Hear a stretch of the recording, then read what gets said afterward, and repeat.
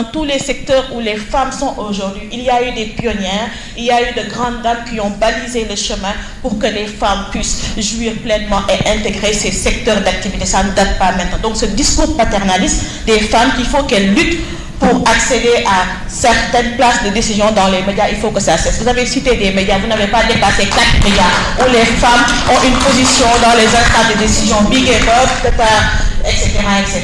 Et on a combien de médias au Sénégal? Et je pense que tout à l'heure, avec la présentation de Abba, j'ai bien aimé, mais je pense qu'il va falloir retravailler cette présentation, parce que c'est représentation des femmes et il y a un aspect de la représentativité également qu'il faut bien sortir. La représentativité n'est pas forcément une bonne représentation. L'une ne peut pas aller sans l'autre.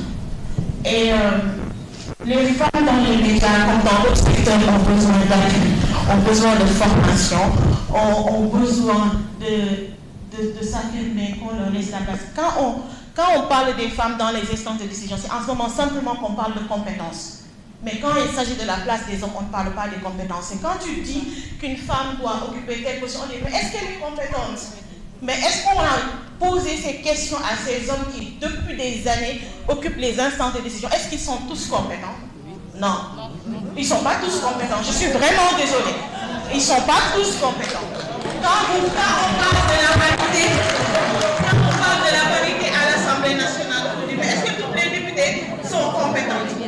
Pendant combien d'années on a eu que des hommes à l'Assemblée? Est-ce qu'ils étaient tous ces députés compétents? Il y en a qui sont analphabètes, ça ne veut rien dire parce qu'on est au Sénégal, on a leur langue nationale et l'école n'est pas une fin en soi, il faut une éducation et l'éducation ne se limite pas à l'école.